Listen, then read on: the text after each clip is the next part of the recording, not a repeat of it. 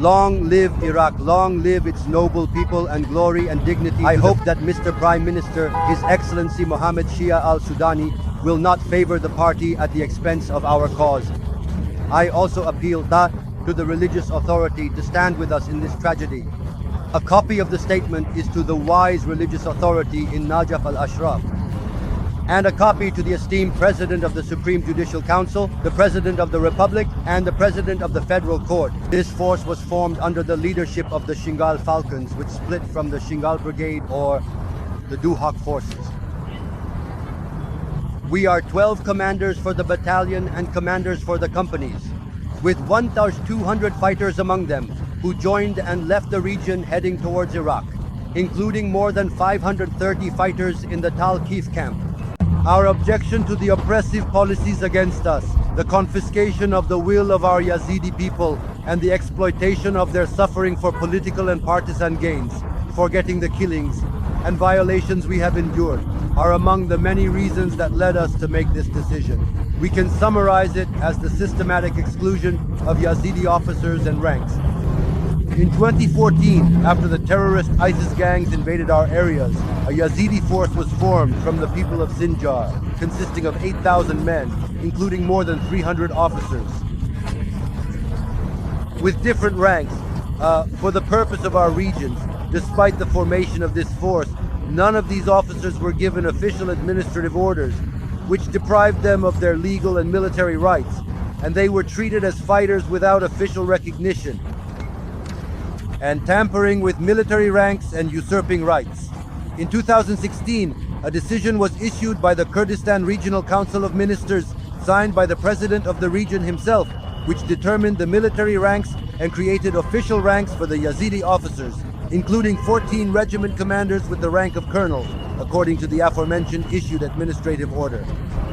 In 2021, and suddenly, Yazidi officers were excluded exclusively from the aforementioned decision, and their military ranks were cancelled, while other officers from outside the component were promoted in an unfair decision issued by the Peshmerga General Staff without prior warning and without any legal or military justification. Mass exclusion came in 2025 and continued marginalization in 2025. New military teams were formed, and it was expected that the sons of the Anzali component would be included in military positions and sites. We are the components most exposed to genocide at the hands of the terrorist organization ISIS. However, the recent military decision came to eliminate more than 12 Yazidi regiment commanders, 18 company commanders, and more than 1,200 Peshmergan fighters without any significant rights, which confirms the continuation of the policy of marginalization and discrimination against the sons of this Yazidi component. This is done by recruiting people from outside the component instead of the sons of the Yazidi religion to control the Yazidi decision and use our votes in the elections for years as if they were an electoral card belonging to them. They exert direct and indirect pressure on our soldiers and their families, as well as on voters in the camps and outside, through threats of cutting off aid, services, or benefits. They exploit the Yazidi tragedy in international forums, taking advantage of the atrocities of genocide, the political conflict over our historical regions, and the neglect of reconstruction, leaving Sinjar as a victim caught between the center and the region.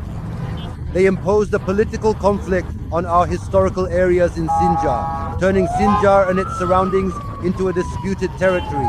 And there is a lack of coordination with the central government in Baghdad to find long-term solutions.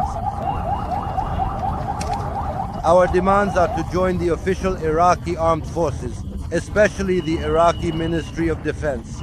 We demand that the aforementioned brigade join the ranks of the official security forces under the command of the Commander-in-Chief of the Iraqi Armed Forces, so that we may be part of a military institution. Nationalism protects our regions and our people away from any partisan agendas, lifting the party's control over the Yazidi decision. We emphasize the necessity of liberating the Yazidi decision from the control of parties and enabling the Yazidis to choose their representatives freely without pressure, guaranteeing the rights of the Yazidis in their historical regions. We call on the central government to provide basic services and expedite the reconstruction of Sinjar, which is essential for Iraqi unity, and to empower the legitimate government in the center to rebuild our areas. We need to put an end to the suffering of the displaced in the camps and ensure their dignified return to their homes. Based on the above, this force was formed as the command of the Shingal Corps forces, which split from the Shingal Brigade Command or the Duhok Forces Command. We are 12 regiment commanders, company commanders, and 1,200 of them who joined and left the region for Iraq, more than 530 fighters in the Telki camp. We extend our thanks and appreciation to the national figures who supported our cause, and we affirm our commitment to defending Iraq and its people.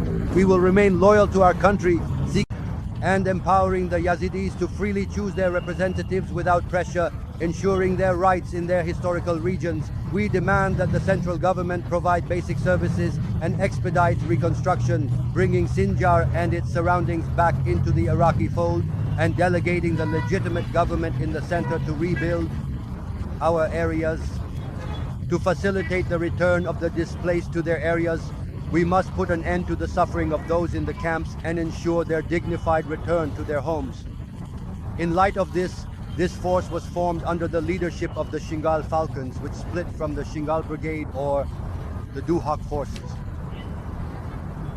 We are 12 commanders for the battalion and commanders for the companies, with 1,200 fighters among them who joined and left the region heading towards Iraq, including more than 530 fighters in the Tal Kif camp.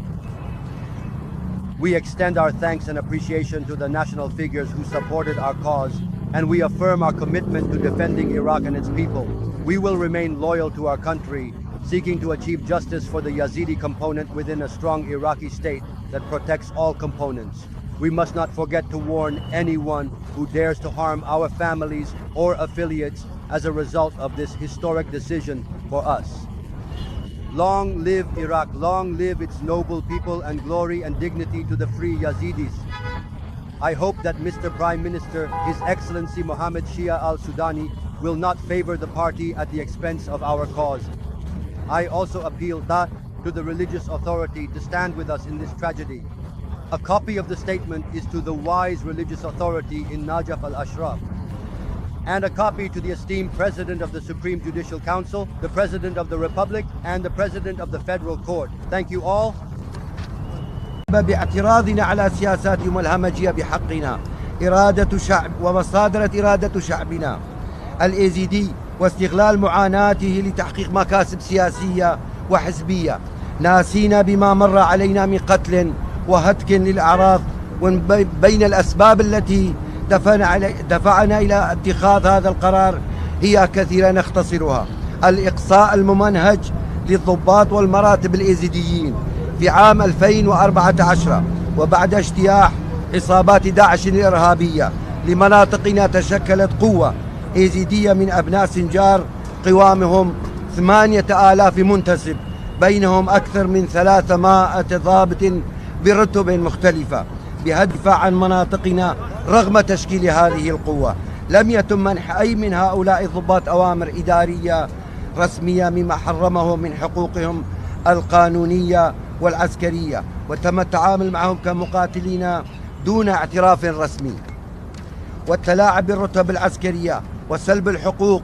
وفي عام 2016 صدر قرار من مجلس وزراء أقليم كردستان موقعة من رئيس الأقليم شخصيا، حدد بموجبه الرتب العسكرية، وتم منح عدد من الضباط الإيزيديين رتبا رسميا، بينهم كنا 14 آمرا للفوج برتبة عقيد وفق الأمر الإداري الصادر المذكور في عام 2021.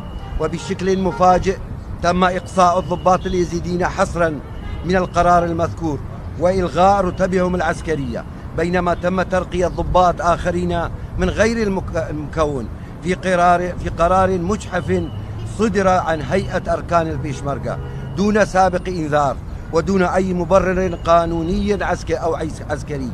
الإقصاء الجماعي جاء في عام 2025، والتهميش المستمر في العام 2025 تم تشكيل فرق عسكرية جديدة، وكان من المتوقع أن يتم إدراج أبناء المكون الإيزيدي في مناصب ومواقع عسكرية، وإننا أكثر المكونات تعرضت للإبادة الجماعية على يد تنظيم داعش الإرهابي، إلا أن القرار العسكري الأخير جاء ليقصي أكثر من 12 آمر فوج يزيدي و18 آمرا للسرية وأكثر من 1200 مقاتل من البيشمركة دون أي حقوق تذكر، مما يؤكد استمرار سياسة التهميش والتمييز ضد أبناء هذا المكون اليزيدي، وذلك باستبدال ضباط من غير المكون بدلا من أبناء الديانة الإيزيدية. السيطرة على القرار الإيزيدي واستخدام أصواتنا في الانتخابات منذ سنوات وكأنهم ورقة انتخابية تابعة له، ويمارسون ضغوطا مباشرة وغير مباشرة على جنودنا وعوائلهم وعلى الناخبين في المخيمات وخارجها عبر التهديد بقطع المساعدات أو الخدمات أو الرواتب، استغلال المأساة اليزيدية في المحافل الدولية مستغلين مآسي الإبادة الجماعية، الصراع السياسي على مناطقنا التاريخية وإهمال الإعمار وجعل شنغال الضحية بين المركز والأقليم، فرضوا صراعا سياسيا على مناطقنا التاريخية في سنجار، جعل من سنجار ومحيطها منطقة متنازع عليها، وانعدام التنسيق مع الحكومة المركزية في بغداد لإيجاد حلول طويلة الأمد. مطالبنا الانضمام إلى القوات المسلحة العراقية الرسمية، ونخصها وزارة الدفاع العراقية. نطالب بانضمام اللواء المذكور إلى صفوف القوات الأمنية الرسمية تحت قيادة القائد العام للقوات المسلحة العراقية، لنكون جزءا من مؤسسة عسكرية وطنية تحمي مناطقنا وشعبنا بعيدا عن أي جندات حزبية. رفع سطوة الحزب عن القرار الإيزيدي، نؤكد على ضرورة تحرير القرار الإيزيدي من سيطرة الأحزاب وتمكين الإيزيديين من اختيار ممثليهم بحرية دون ضغوط نجات، ضمان حقوق الإيزيدية في مناطقهم التاريخية. نطالب الحكومة المركزية بتوفير الخدمات الأساسية والإسراع في إعادة الإعمار وإعادة سنجار وما يتبعها إلى اللحمة العراقية، وتفويض الحكومة الشرعية في المركز لإعادة بناء مناطقنا، إعادة النازحين إلى مناطقهم. يجب وضع حد للمعاناة النازحين في المخيمات وضمان عودتهم الكريمة إلى منازلهم. عليه وعلى ما تقدم تشكلت هذه القوة قيادة قوات صقور شنغال المنشق عن قيادة لواء شنغال أو قيادة قوات دهوك.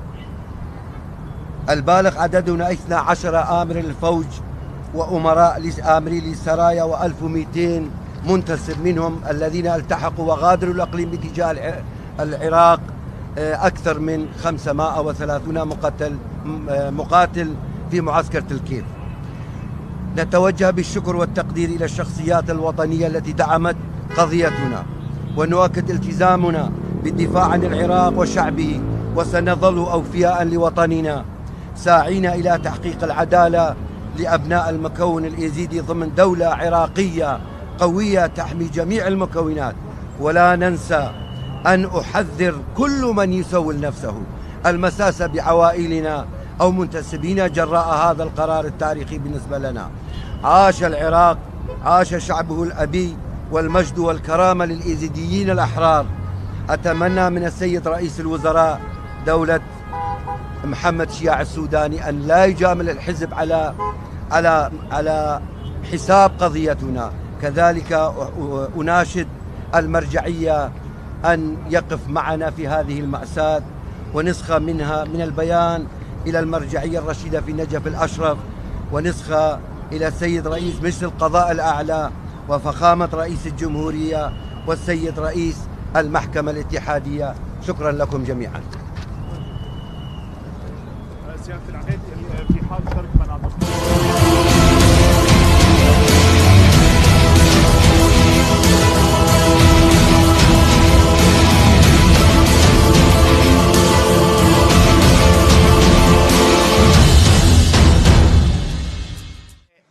لا الله على قولتك.